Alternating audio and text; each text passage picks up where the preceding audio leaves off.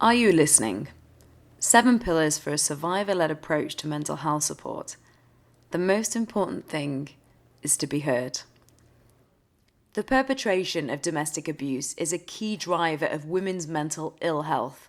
Almost half of women in refuge services in 2020-21 reported feeling depressed or having suicidal thoughts as a direct result of the domestic abuse they'd experienced. And we know from our work with survivors that this is likely to be just the tip of the iceberg due to the fear and stigma around reporting poor mental health.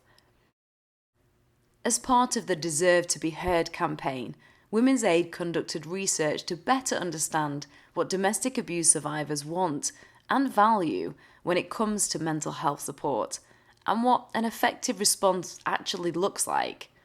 The research identified 7 key elements of a good mental health response for survivors of domestic abuse, the 7 pillars.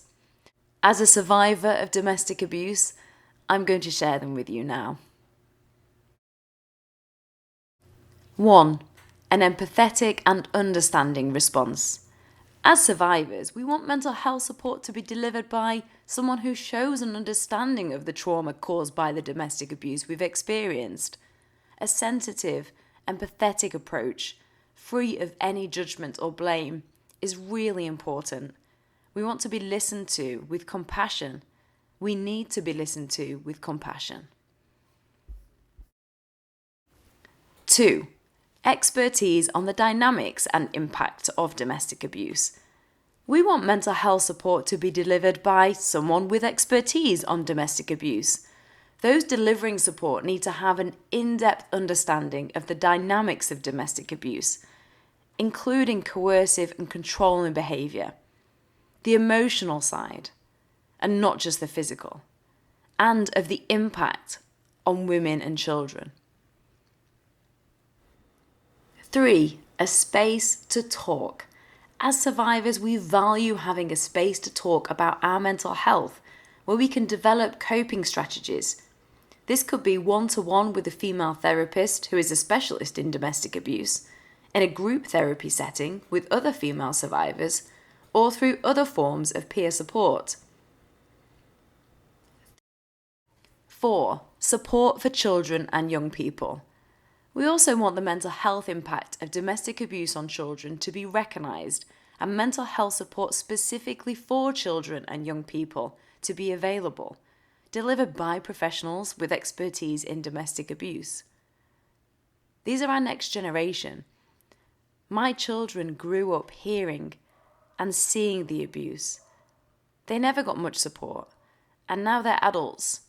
They struggle because of the past. Practical support.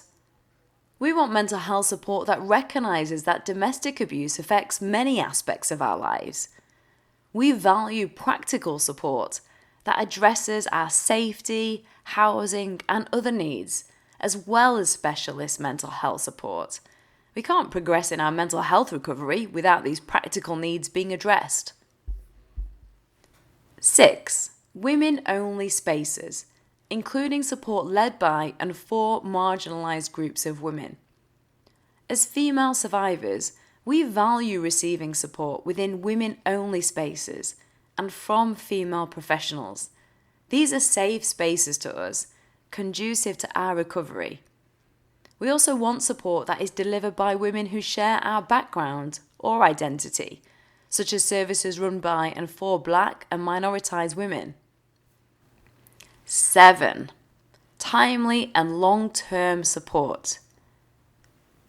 And finally, we want our mental health support needs to be prioritised without having to face long waiting times. We want it to be recognised that recovery often is not short-term, so support options shouldn't be either. Are you listening? 7 pillars for a survivor-led approach to mental health support. To read the full report, go to womensaid.org.uk/deserve to be heard.